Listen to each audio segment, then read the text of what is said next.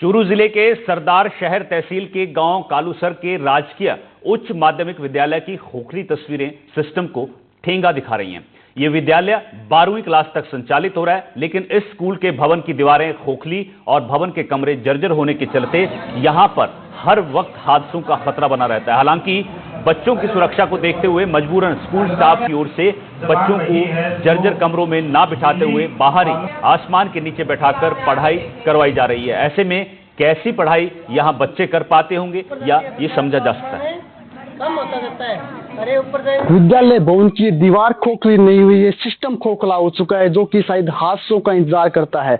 हादसे जब होते हैं तब शासन प्रशासन की नींद खुलती है और तब खानापूर्ति के तौर पर टीमें गठित कर दी जाती है, एक्शन लिया जाता है और जो डिस्ट्रिक्ट अधिकारी होते हैं उनके ऊपर कार्रवाई कर दी जाती है। लेकिन सिस्टम में बदलाव है वो नहीं होता है। शायद सिस्टम को किसी हादसे का इंतजार होता रहता है, तब इस प्रकार से दीवारें हैं वो खोखली होती रहती है और शासन प्रशासन नींद में सोया रहता है।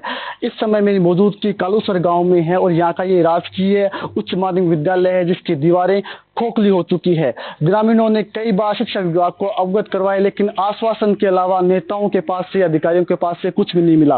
वैकल्पिक तौर पर जो स्थानीय शिक्षक हैं वो बच्चों की सुरक्षा को देखते हुए बच्चों की क्लासें वो बाहर लगाते हैं। विद्यालय का परीक्षा परिणाम भी बेहतर रहता है, लेकिन विद्यालय की बच्चों की सुरक्षा के साथ कहीं ना कहीं खिलवाड़ी है कि इस प्रकार की जर्जर भवन है वो आज भी बच्चों को मिले हुए, जिन पर मजबूरन बच्चे हैं वो पढ़ने पर विवश हैं। एक को सरकारें शिक्षा को लेकर तमाम प्रकार की बातें करती है। सरकारों जब हादसे हो जाते हैं तो कांग्रेस भाजपा पर और भाजपा कांग्रेस पर इन हादसों का ठीकरा फोड़ती है। लेकिन कहीं ना कहीं सवाल ये बनता है कि आखिर सरकारें कब जगेगी? क्या किसी हादसे होने के बाद जगेगी या फिर अब इस स्कूल की सुध ले ली जाएगी? देखिए हमारे इस विशेष ग्राउंड रिपोर्ट के अंदर।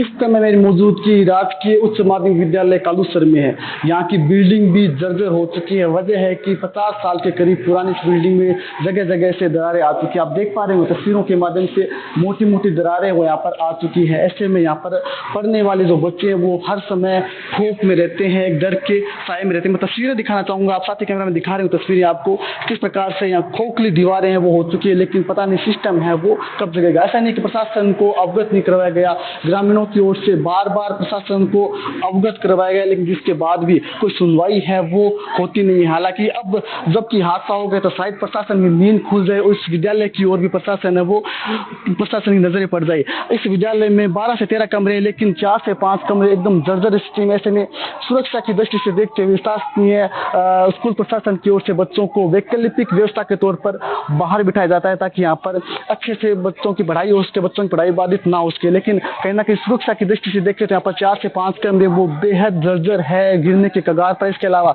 जो अन्य कमरे जहाँ पर क्लासें चलती है उनकी स्थिति भी कोई बहुत ज्यादा अच्छी नहीं। हालांकि स्कूल प्रशासन है वो लगातार प्रयास करता है कि बच्चों की पढ़ाई वो सुचारू रह सके, बच्चों की पढ़ाई को किसी प्रकार की कोई बाधा नहीं पड़े। ऐसे में उनकी ओर से जरूर लगातार प्रयास किए जा रहे हैं, लेकिन स्थानीय जो प्रशासन है वो कहीं ना कहीं गहरी नींद में सोया हुआ है। ग्रामीणों की ओर से भी कई बार प्रशासन को अवगत करवाया गया भवन जर्जर होने को लेकर, लेकिन आज तक प्रशासन की नींदें हैं वो नहीं खुली है। शायद प्रशासन किसी हादसे का इंतजार कर रहा है। हाल ही में झालावाड़ में जिस प्रकार से एक हादसा हुआ, उन परिजनों के दर्द है, उस जख्म है वो शायद किसी भी सरकार के मलम से नहीं भर पाएंगे। लेकिन क्या बड़ा सवाल यही है कि क्या अब सरकारें जगेगी? जो जर्जर स्कूल हैं जिलों में, प्रदेश में, क्या उनकी ओर सरकार की नजर पड़ेगी? बड़ा सवाल ये है।